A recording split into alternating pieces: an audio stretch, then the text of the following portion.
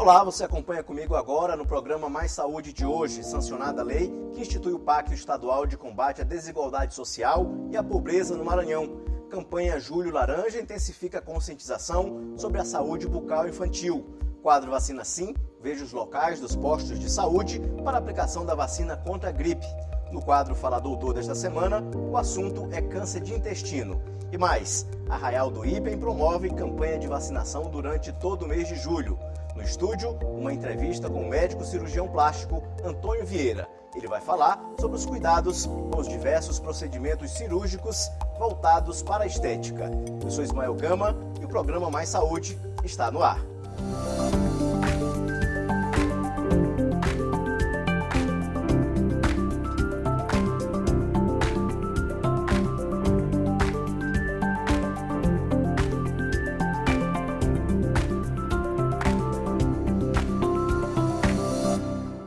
Lei que institui o Pacto Estadual de Combate à Desigualdade Social e à Pobreza no Maranhão é sancionada pelo governo do estado. Sancionada pelo governador Carlos Brandão, a Lei 12.281/2024 institui o Pacto Estadual de Combate à Desigualdade Social e à Pobreza no Maranhão. De iniciativa da Frente Parlamentar de Combate à Pobreza, presidida pelo deputado Arnaldo Melo, tem o objetivo de reduzir os índices de desigualdade econômica e social no estado. O pacto está fundamentado em 10 pilares que possam garantir condições de vida digna para a população. Entre eles estão a erradicação da pobreza e extrema pobreza, combate ao trabalho análogo à escravidão e infantil, ampliação do acesso à educação e melhoria do acesso ao Sistema Único de Saúde, o SUS. O presidente da Frente Parlamentar falou sobre a ampliação das ações. Nessa legislatura, a Assembleia Legislativa começou a trabalhar exatamente as situações emergenciais da sociedade, da população maranhense. Então, nós resolvemos criar uma Frente Parlamentar de Combate à Pobreza. Dessa frente parlamentar, nós temos tirado algumas experiências, alguns estudos. E desenhamos, então, uma proposta de um pacto com o governo do estado e a sociedade. E encaminhamos esse projeto em nome da Frente Parlamentar, que é o Pacto de Combate à Desigualdade Social, portanto, desigualdade em todos os níveis do estado e também e pobreza. E o governador Carlos Brandão aprovou o projeto, com algumas restrições, é claro, mas que com certeza haverá de dar uma grande contribuição ao nosso estado do Maranhão. O Julho Laranja ajuda a estimular o desenvolvimento de hábitos saudáveis na criança, como uma higiene bucal adequada, alimentação balanceada e nutritiva. Com a chegada das férias escolares das crianças, se intensifica a importância dessa campanha. A ideia é despertar os pais ou responsáveis para que levem a criança à primeira consulta ortodôntica, além de mostrar que a prevenção e o hábito da higienização bucal podem ser facilitados. As férias escolares não são sinônimos só de brincadeira.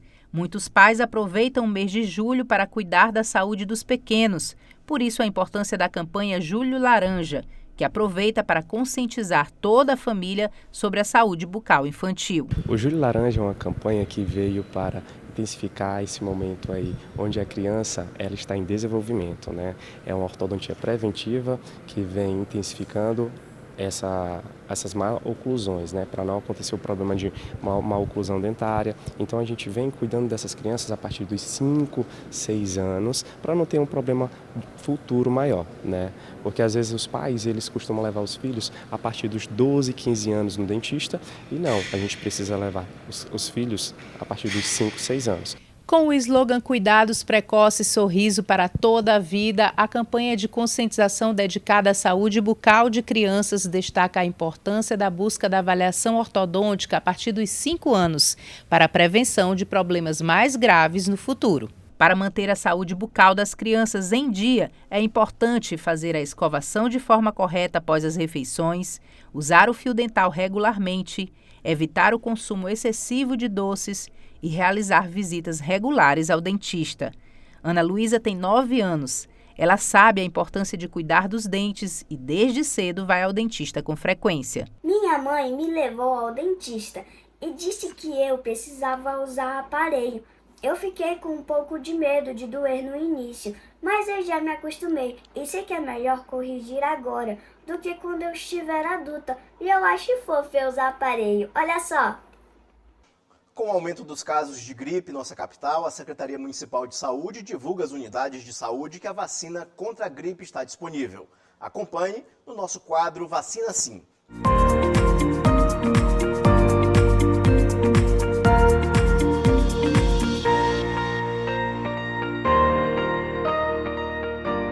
Veja agora as unidades de saúde para tomar a vacina contra a gripe.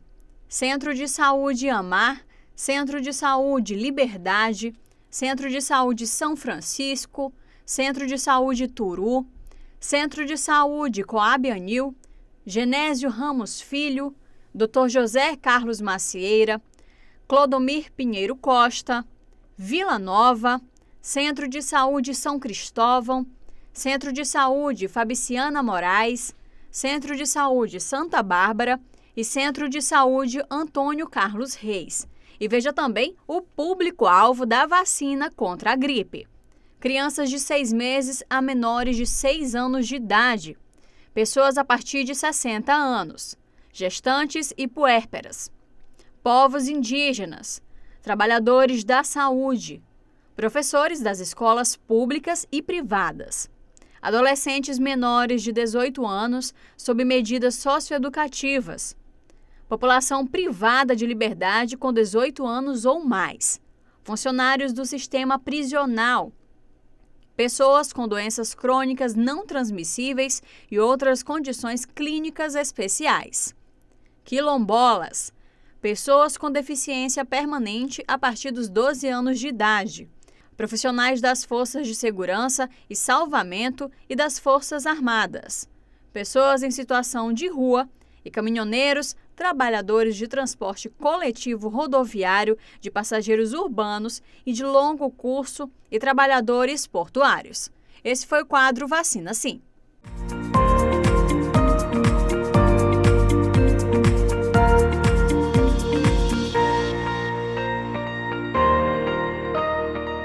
No quadro Fala Doutor desta semana, vamos falar sobre câncer de intestino. Fomos às ruas ouvir as principais dúvidas dos maranhenses. E quem vai nos responder é o médico coloproctologista Flávio Roberto.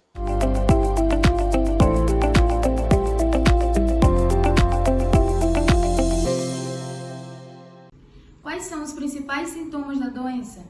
O câncer de intestino tem sintomas muito incomuns. Na verdade, é uma doença extremamente silenciosa, mas alguns sinais podem aparecer que são sugestivos. Sangramento intestinal, dor abdominal, emagrecimento, anemia, diarreia ou constipação severa sem uma razão específica. Essas são as principais alterações que podem sugerir um câncer coloretal. Dá para confundir sintomas com outro tipo de doença? Muito. Os sintomas do câncer de intestino são muito comuns. Então, sangramento intestinal nem sempre é uma hemorroida. Pode ser também um câncer, pode ser uma doença inflamatória intestinal. A dor abdominal pode ser uma diverticulite, uma síndrome do intestino irritável. Anemia pode ser uma doença inflamatória intestinal. Ou seja, os sintomas do câncer de intestino não são específicos e podem ser confundidos com outras doenças, sim. Doutor, tem como prevenir o câncer de intestino? Sim, o câncer de intestino é o único câncer que é completamente prevenível. A sua prevenção é possível com um exame chamado de colonoscopia. Nesse exame, que é uma endoscopia do intestino, a gente vai identificar pequenas lesões que são chamadas pólipos. Esses pólipos são doenças benignas, são lesões benignas que, ao evoluírem, podem se transformar num câncer. Então, durante a colonoscopia, ao identificar o pólipo, a gente retira o pólipo e, a partir daí, quebra a sequência de formação de um câncer, prevenindo, então, a formação de um câncer de intestino. Como funciona o tratamento? Tem cura?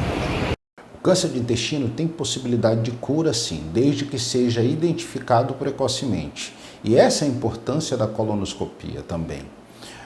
o tratamento funciona. Se o câncer for no reto, inicialmente se faz quimioterapia e radioterapia e depois cirurgia, podendo ser seguido de mais quimioterapia após a cirurgia. Se o câncer for acima do reto, ou seja, em qualquer outro segmento do intestino grosso, o primeiro passo é cirurgia e depois, se necessário, quimioterapia. Mas o câncer de intestino tem cura desde que seja identificado precocemente.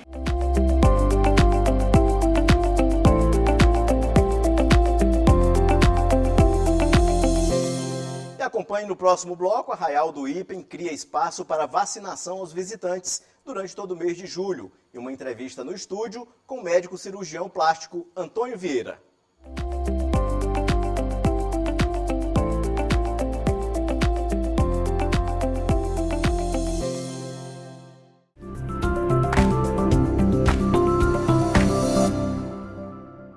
O Arraial do Ipem, que vai funcionar ainda por todo o mês de julho como palco de apresentação das mais variadas brincadeiras juninas, criou um espaço especial para todos os visitantes que tenham interesse em se vacinar. Para isso, basta levar a carteira de vacinação.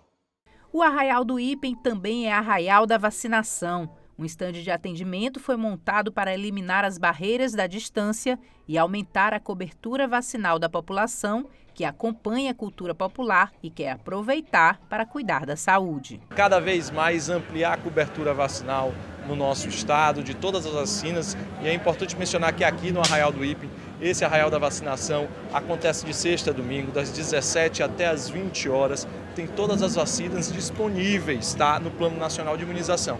A vacinação é uma das formas mais eficazes de prevenir doenças transmissíveis. O secretário de Estado da Saúde destaca a importância de estar com a carteira de vacinação em dias, já que a vacina é um mecanismo de proteção anual. A vacina é um mecanismo de proteção para que as pessoas não possam desenvolver a doença ou que possam ter sintomas mais leves. Ano passado nós tivemos um sucesso aqui no Arraial da Vacinação do Ipem. Muitos funcionários e muitos profissionais que trabalhavam aqui aproveitaram esse momento. E conversando com os técnicos agora, a gente pode perceber que está tendo muito turista que está vindo para o Maranhão nesse período. Estão ficando surpresos positivamente com essa opção, esse equipamento de imunização. Para vacinar, é necessário levar a carteira de vacinação e um documento com foto. O estande de vacinação do Arraial do Ipem funciona às sextas, sábados e domingos, das 5 da tarde até 8 da noite, durante todo o mês de julho. Quem já estava precisando se vacinar, aproveitou. Eu fiquei impressionada, achei extremamente relevante a preocupação do governo, né, em se preocupar com a nossa saúde. Eu já estava procurando um meio de ir até o posto, quando eu cheguei aqui que eu encontrei, eu passei pela portaria e já vim direto para vacinar. E agora eu vou curtir o Arraial, foi muito bom. No programa de hoje, a nossa entrevista é com o médico cirurgião plástico Antônio Vieira. Ele vai falar sobre os cuidados com os diversos procedimentos cirúrgicos voltados para a estética, dentre outros assuntos. Seja bem-vindo, doutor. Obrigado pelo convite. Doutor, como é que funciona essa conversa inicial com o paciente que deseja fazer um procedimento, uma cirurgia plástica, por exemplo? Ele não chega no consultório e vai logo para a mesa de cirurgia. Existe um planejamento antes. Como é que funciona essa conversa com vocês? Com certeza, né? Primeiro o paciente vai falar para a gente a queixa que ele tem, né? O que está incomodando, e aí o cirurgião plástico vai explicar para ele quais os tipos de tratamento que podem ser realizados. E aí vai se discutir hospital, saber como é que está a saúde do paciente e falar tudo sobre como será o procedimento, né? Quais são os principais fatores que influenciam na hora de fazer uma cirurgia plástica? O que o médico toma cuidado antes de fazer um procedimento, seja ele qual for? Como é essa conversa com o paciente? Bem, na conversa inicial é importante que o médico entenda a queixa do paciente, saber o que o paciente espera da cirurgia, para que o paciente não se frustre com o resultado, né? É importante que ele explique direitinho para o médico o que está incomodando, para que o médico consiga explicar qual o melhor tratamento para aquele caso. E às vezes o paciente pode ter uma expectativa muito irreal e o cirurgião plástico pode não conseguir dar aquilo que o paciente espera. Então é importante esse alinhamento da conversa, da expectativa e a realidade. Como é que é esse alinhamento, essa conversa? O paciente às vezes quer coisa impossível de se fazer, de se conseguir numa cirurgia? Como é o alinhamento de vocês? Isso, né? Muitos pacientes chegam com expectativas irreais, né? Às vezes olha uma pessoa famosa, quero ficar parecido com aquilo. Só que às vezes a estrutura corporal dele é totalmente diferente, né? E precisa de outras coisas. Às vezes precisa de um emagrecimento, né? Uma atividade física, alguma coisa que leve ele a melhorar um pouquinho para o médico conseguir dar o que ele espera, né? E às vezes pode ser impossível mesmo que ele espera, né? Porque a cirurgia plástica ela vai transformar aquele paciente, né? Ele não vai criar. O médico não vai criar do zero, né? Ele vai transformar o corpo daquela pessoa. Então, aquela pessoa ela pode chegar em um lugar, mas ela não vai, nem sempre ela vai poder chegar onde ela quer chegar. Né? Doutor, atualmente quais são as tendências de cirurgia plástica? O que mais se procura aqui em São Luís? Bem, hoje se procura muito, está muito em moda o físico esculturado, né? Então a lipoaspiração de definição, com marcação da musculatura para ficar com um aspecto mais atlético, está muito em moda aqui em São Luís e no Brasil todo. Doutor, e a preparação para um procedimento desse, como é que funciona? Bem, primeiro, o médico vai saber como é que está a saúde daquele paciente, né? Ele vai solicitar exames pré-operatórios, né? Tanto exames de sangue como exames de imagem, para saber se a saúde daquele paciente está ok para ele poder ser submetido ao procedimento. Vai solicitar a avaliação do cardiologista e, caso o paciente tenha alguma doença, alguma comorbidade, vai ser solicitada também a avaliação do médico que já acompanha aquele paciente. Doutor, já acompanhou alguma situação de algum paciente, cliente seu, que queira fazer um procedimento, mas que pode ser resolvido com atividade física ou mudanças de hábitos? Com certeza, né? É importante a gente lembrar que a cirurgia plástica ela não vai resolver tudo na vida do paciente, né? O paciente ele tem que fazer o exercício físico, uma dieta equilibrada, tanto para que ele se prepare para a cirurgia e para manter a melhor qualidade da cirurgia a longo prazo, né?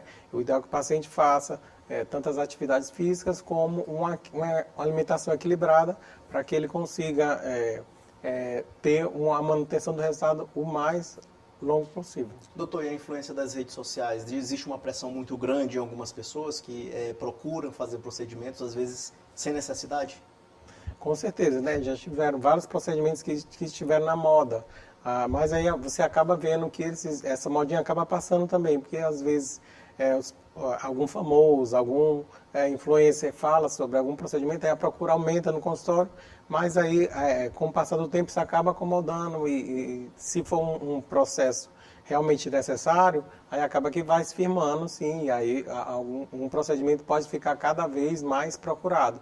Mas às vezes realmente pode ser só uma modinha e acabar sumindo dos consultórios. Muita gente sofre por bullying a vida escolar toda por conta da chamada orelha de abano. É um procedimento simples de se fazer? Como é que é, doutor?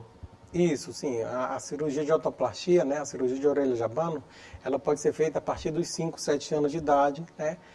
Pode ser feito desde criança e às vezes pacientes podem chegar na idade adulta ainda com orelha de abano e ter o desejo de realizar essa cirurgia. Então é uma cirurgia que a gente realiza desde da infância até pacientes bem idosos, né? Doutor, em relação a essa cirurgia para pessoas que têm orelha de abano, qual é o resultado na saúde mental dessas pessoas que fazem esse procedimento? Porque muita gente sofre bullying na escola, na vida escolar toda, por conta dessa situação das orelhas.